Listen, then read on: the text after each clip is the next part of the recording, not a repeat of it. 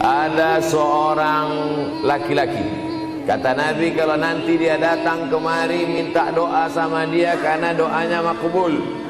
Sahabat heran, karena sahabat itu definisinya man laqiyan Nabi sallallahu alaihi wasallam wa amana bihi wa mata 'alal Islam. 3 definisi sahabat: orang yang berjumpa dengan Nabi, beriman dengan Nabi, dan matinya dalam keadaan Islam. Maka itu disebut dengan sahabat menurut ilmu hadis.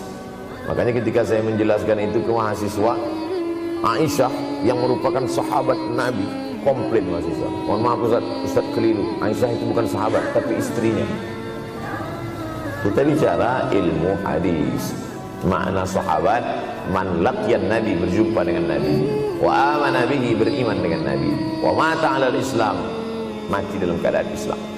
Abu Lahab ketemu dengan Nabi tapi tidak beriman dengan Nabi dan mati dalam keadaan kafir, maka tidak masuk golongan sahabat. Tapi ini ada seorang laki-laki hidup sezaman dengan Nabi dan Nabi mengenal dia, dan Nabi berpesan nanti kalau dia datang ke kota Madinah minta doa dari mulutnya karena doanya dikabulkan Allah Subhanahu wa taala. Sahabat heran, kami yang hidup bersama engkau, kami yang berperang bersama engkau, kami yang sholat di Masjid Nabawi bersama engkau, kenapa doa dia lebih makbul daripada kami? Malah kami meminta doa dari mulut dia. Tapi tidak boleh membantah dan melawan Nabi. Pokoknya nanti kalau dia datang kemari minta doa kepada dia. Setelah Nabi Muhammad SAW meninggal dunia, laki-laki itu pun sampai ke kota Madinah, berjumpa dengan sahabat. Sesuai dengan yang dijanjikan Nabi, mereka pun meminta doa kepada dia. Namanya Uwais Al-Qarni. Makanya Uwais Al-Qarni tidak ada masuk dalam buku biografi sahabat. Kalau mau mencari biografi sahabat Nabi, buka kitab namanya Al-Isabah fi Tamyizis Sahabah, atau baca juga Usudul Ghabah fi Ma'rifatis Sahabah, atau baca juga Al-Isti'ab fi Ma'rifatil Ashab. Itu memang buku biografi isinya sahabat Nabi semua. Sahabat Nabi klasifikasi. Yang pertama, Al-Ashra Al-Mubashsharuna bil Jannah, 10 sahabat yang dijamin masuk surga. Level kedua, sahabat Nabi yang ikut perang Badar. Berikutnya, sahabat Nabi yang masuk Islam sebelum hijrah. Berikutnya, barulah ujung sahabat Nabi masuk Islamnya setelah hijrah, setelah Islam kuat, barulah dia masuk Islam.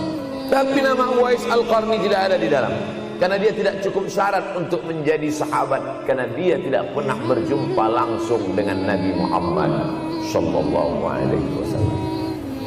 Tapi kenapa doanya makbul? Ternyata dia tidak berjumpa dengan Nabi bukan karena dengki, bukan karena musuh, bukan karena tidak beriman. Dia tidak jumpa dengan Nabi, salah satu sebabnya adalah karena dia menjaga ibunya di Yaman. Makkah di tengah, Yaman di bawah, Syam di atas, negeri Syam. Tak ada hubungan dengan negeri paman Syam. Syam di atas, Yaman di bawah, Makkah di tengah.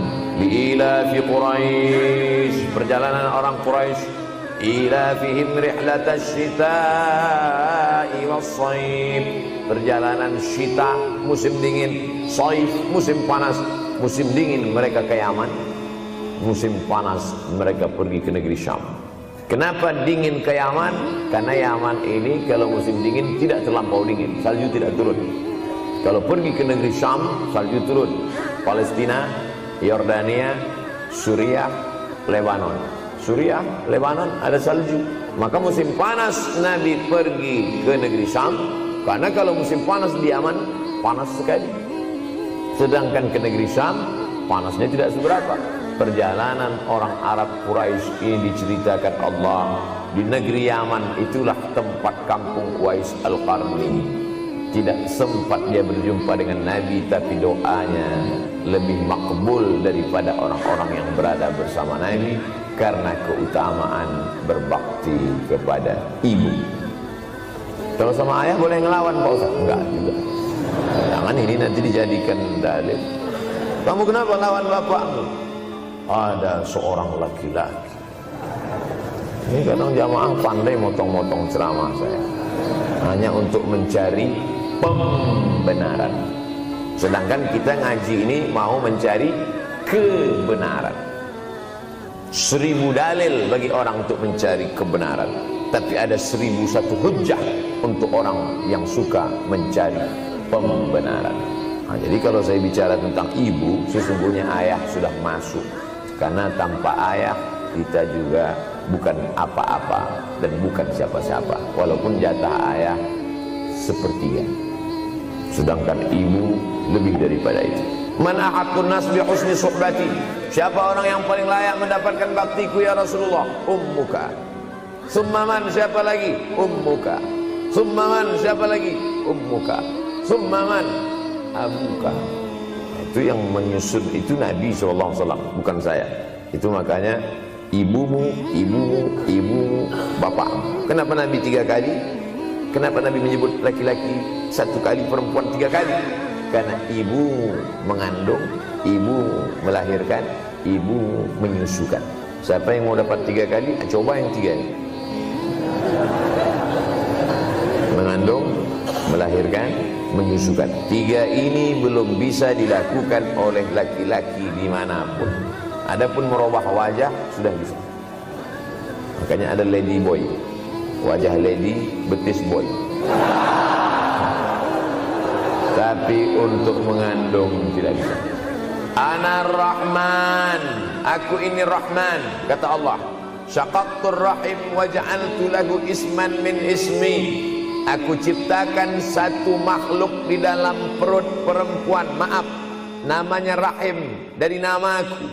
Ini yang belum bisa dibuat dokter dimanapun di dunia ini, menciptakan rahim, belum bisa. Andai terpecah rekor ini, maka kebanggaan luar biasa bagi LGBT.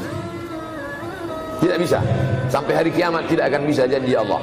Karena Allah mengatakan dalam hadis qudsi, Ana Rahman ja'altu lahu isman min ismi. Maka ada satu makhluk dalam perut perempuan yang diciptakan, diambil dari Asmaul Husna.